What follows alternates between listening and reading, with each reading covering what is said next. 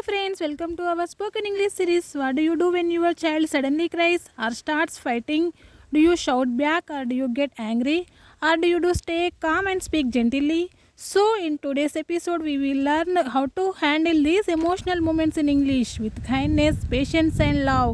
Because the most powerful language you can speak is not just English, it's love in English. So parents, don't shout, don't punish, just speak calmly in English, okay? Okay, let's start. First one English sentences when children cry fight or misbehave. అంటే fighting చేసినప్పుడు misbehave చేసినప్పుడు ఇంగ్లీష్లో ఎలా చెప్పాలి, ఎలా నచ్చ చెప్పాలి ఒక పేరెంట్ చైల్డ్కి చూద్దాం. ముందుగా వెన్ చైల్డ్ క్రైస్, ఏడ్చినప్పుడు ఒక పేరెంట్ ఏ విధంగా నచ్చ చెప్పాలి, అరవకుండా ప్రేమతో నచ్చ చెప్పాలి అనుకుంటుంది. అది ఇంగ్లీష్లో ఎలానో చూద్దాం. ఓకే, ఫస్ట్ వన్, ఎందుకు ఏడుస్తున్నావు బాబు అని అడగాలనుకుంటుంది పేరెంట్. అది ఎలా అడగాలి ఇంగ్లీష్లో? Why are you crying baby, ఎందుకు ఏడుస్తున్నావు బాబు. ఓకే, నెక్స్ట్ వన్, ఏం జరిగిందో చెప్పు, ఏడవకుండా ఏం జరిగిందో చెప్పు అని అడగాలనుకుంటుంది. అది ఎలా అడగాలి? టెల్ మీ వాట్ హ్యాపెన్, ఏం జరిగిందో చెప్పు, టెల్ మీ వాట్ హ్యాపెన్, ఏం జరిగిందో చెప్పు బాబు అని అడగాలనుకుంటుంది. ఏడవద్దు, నేను ఉన్నాను కదా, నువ్వు ఏడుస్తున్నాడు బాబు. అప్పుడు పేరెంట్ అంటుంది, ఏడవద్దు, ముందుగా చెప్పు, ఏం జరిగిందో చెప్పు, నేను ఉన్నాను కదా నీకు అని అనాలనుకుంటుంది. అది ఎలా? Don't cry, I'm here with you, నేను నీకు ఉన్నాను కదా, ఎందుకు ఏడుస్తున్నావు అనే మీనింగ్ వస్తుంది. ఓకే, ఎలా? Don't cry, I'm here with you, నేను నీకు ఉన్నాను కదా, ఎందుకు ఏడుస్తున్నావు అనే మీనింగ్ వస్తుంది. ఓకే, నెక్స్ట్ వన్, కన్నీళ్ళతో కాదు మాటలతో చెప్పు. అంటే ఎలా అంటే దాని మీనింగు, ఏడుస్తున్నాడు బాబు, ఏడుస్తూ ఉంటే మాటలలో చెప్పు, నువ్వు ఏడవకుండా ఏం జరిగిందో చెప్పు అని అనాలనుకుంటుంది పేరెంట్. అది ఎలా చెప్పాలి ఇంగ్లీష్లో? Use your words not tears. అంటే టీయర్స్ అంటే కన్నీళ్ళు, వర్డ్స్ అంటే నీ మాటల్లో. Okay, use your words not tears, ఏడవద్దు, ముందుగా చెప్పు ఏం జరిగిందో అని మీనింగ్ వస్తుంది. ఓకే, రా నేను హత్తుకుంటాను, నువ్వు నన్ను హత్తుకో, ఏడవకు, నీ బాధ తీరుతుంది నువ్వు నన్ను హత్తుకుంటే అని ఇంగ్లీష్లో చెప్పాలి. అది ఎలా? Come let me hug you, రా నన్ను హత్తుకో అని మీనింగ్ వస్తుంది. Okay, next, when kids fight or shouting, ఎప్పుడైతే ఫైటింగ్ చేస్తారో పిల్లలు అప్పుడు పేరెంట్ చైల్డ్కి నచ్చ చెప్పాలి, ఫైటింగ్ చేసుకోవద్దు అని చెప్పాలి. అది ఇంగ్లీష్లో చెప్పాలి. ఎలా? ఫస్ట్ వన్, అరవద్దు, నెమ్మదిగా మాట్లాడు అని పేరెంట్ చైల్డ్కి చెప్పాలనుకుంటుంది. అది ఎలా?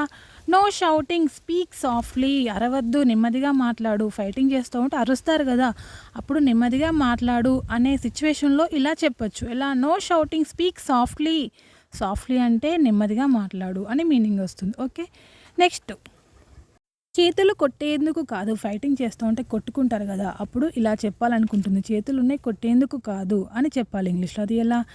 Hands are not for hitting, కొట్టేందుకు కాదు, హిట్టింగ్ అంటే కొట్టడం. Hands are not for hitting, చేతులు కొట్టేందుకు కాదు. ఓకే, నెక్స్ట్ వన్, నీ స్నేహితుడికి చెల్లెలకి సారీ చెప్పు. ఎవరైనా ఫైటింగ్ చేస్తురా స్నేహితుడితోని లేదా చెల్లెలతోని ఫైటింగ్ చేసినప్పుడు వాళ్ళకి సారీ చెప్పు, ఫైటింగ్ ఆపేసిన తర్వాత సారీ చెప్పు అని చెప్పాలనుకుంటుంది. అది ఎలా? Say sorry to your friend or sibling, sibling అంటే సిస్టర్ అని మీనింగ్ వస్తుంది. Okay, say sorry to your friend or sibling, నీ స్నేహితుడికి లేదా చెల్లెలకి సారీ చెప్పు అనే మీనింగ్ వస్తుంది. ఓకే, నెక్స్ట్ వన్, కొట్టుకోవడం మంచిది కాదు, అంటే ఫైటింగ్ చేయడం మంచిది కాదు అని పేరెంట్ చైల్డ్కి చెప్పాలనుకుంటుంది. అది ఎలా? Fighting is not a good habit, అది మంచిది కాదు, మానేయి ఫైటింగ్ అని మీనింగ్ వస్తుంది. ఓకే, మంచి మాటలు వాడాలి అంటే అది ఎలా, ఎప్పుడు యూజ్ చేస్తారు? ఫైటింగ్ చేసేటప్పుడు బ్యాడ్ వర్డ్స్ వాడతారు కదా కొందరు పిల్లలు, అలాంటప్పుడు ఈ సెంటెన్స్ యూజ్ చేయొచ్చు. అది ఇంగ్లీష్లో ఎలా చెప్పాలి? యూజ్ కైండ్ వర్డ్స్, మంచి మాటలు వాడాలి. కైండ్ అంటే మంచి, యూజ్ కైండ్ వర్డ్స్, మంచి మాటలు వాడాలి. Okay, next one, when misbehaving, ఎప్పుడైతే మిస్బిహేవింగ్ చేస్తారో అప్పుడు పిల్లలకి పేరెంట్ ఏ విధంగా ఇంగ్లీష్లో చెప్పాలో చూద్దాం. ఫస్ట్ వన్, అది మంచి ప్రవర్తన కాదు, మిస్బిహేవ్ చేస్తున్నప్పుడు అది పేరెంట్ చెప్పాలి ఇంగ్లీష్లో. అది ఎలా చెప్పాలి? That's not good behaviour, behaviour అంటే ప్రవర్తన. దట్స్ నాట్ గుడ్ బిహేవియర్, అది మంచి ప్రవర్తన కాదు, మానే అని మీనింగ్ వస్తుంది. ఓకే, నెక్స్ట్, నేను చెప్పేది వినాలే, తన పేరెంట్ చెప్తున్నది చైల్డ్ వినట్లేదు, అప్పుడు విను అని చెప్పడానికి ఇంగ్లీష్లో ఎలా చెప్పాలి? You have to listen to me, నా మాట విను, నేను చెప్పేది వినిపించుకో అనే మీనింగ్ వస్తుంది. ఓకే, నెక్స్ట్, నువ్వు కూల్ అయిన తర్వాత మనం మాట్లాడుకుందాం. అంటే మిస్బిహేవ్ చేస్తున్నాడు, చెప్పేది వినట్లేదు, అలాంటప్పుడు నువ్వు కూల్ అయిన తర్వాత, ఓకే, కామ్ అయిన తర్వాత మనం మాట్లాడుకుందాం అని చెప్పాలనుకుంటుంది. అది ఎలా? We will talk after you calm down, అంటే కోపంతో ఉన్నప్పుడు మనం మాట్లాడలేం కదా, అలాంటప్పుడు ఈ సెంటెన్స్ చెప్పొచ్చు. Okay, we will talk after you calm down. Okay. Next one, నీకు కావాల్సినది క్లియర్గా చెప్పు, నీకేం కావాలో చెప్పు, అది నేను ఇస్తాను అని పేరెంట్స్ చెప్పాలనుకుంటుంది. అది ఎలా చెప్పాలి? Say what you want clearly, నీకేం కావాలో చెప్పు నేను ఇస్తాను అనే మీనింగ్ వస్తుంది. Say what you want clearly. Okay. Next one, మనం ఇద్దరం కలిసి దీనిని పరిష్కరిద్దాం లేదా సాల్వ్ చేద్దాం అని చెప్పాలనుకుంటుంది. అది ఎలా? ఏదైనా ప్రాబ్లం వస్తే మన ఇద్దరం చేద్దాం అనేటప్పుడు ఏ విధంగా చెప్పాలి? Let's solve this together. Together అంటే ఇద్దరము. లెట్స్ సాల్వ్ దిస్ టుగెదర్, మన ఇద్దరం కలిసి దీన్ని సాల్వ్ చేద్దాం అనే మీనింగ్ వస్తుంది. ఓకే. సో డియర్ పేరెంట్స్, చూశారు కదా ఈరోజు ఎపిసోడ్లో మోస్ట్ పవర్ఫుల్ సెంటెన్సెస్ని. సో చిన్న వయసులోనే నెమ్మదిగా ప్రేమతో మాట్లాడే అలవాటు పడితే వాళ్ళ భవిష్యత్ ఎంతో మెరుగైనది అవుతుంది.